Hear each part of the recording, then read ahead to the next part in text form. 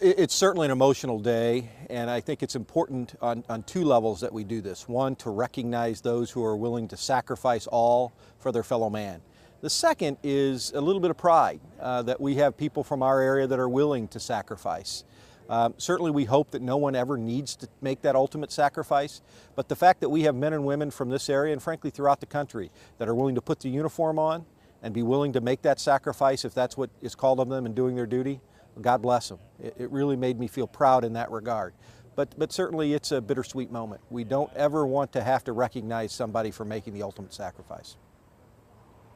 So why is doing a Memorial Highway dedication a good way to honor a fallen hero? Well, it is important that we recognize people not just when they sacrifice themselves, but every time somebody drives up and down this road, they're going to see that sign.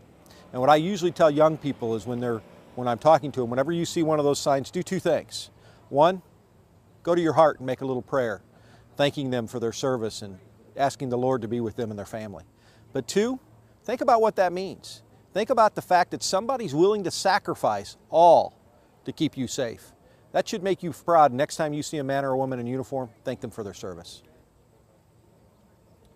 So who actually makes the determination to dedicate a stretch of a highway to someone? The legislature in Ohio is the one that's authorized to dedicate or to mark a particular roadway in the state. So it requires a legislative bill to go through both the House and the Senate and then be signed by the governor. In this particular process, I happened to be president of the Senate at the time. And so I was able to move the process along a little quicker and put it in as we were moving other bills to add it to make sure it was effectuated. I just think it's important that everybody remember that it's time for us to recognize and support our military. We're doing a lot better now than we were when I first got into elected office, but it's important that we have days like this.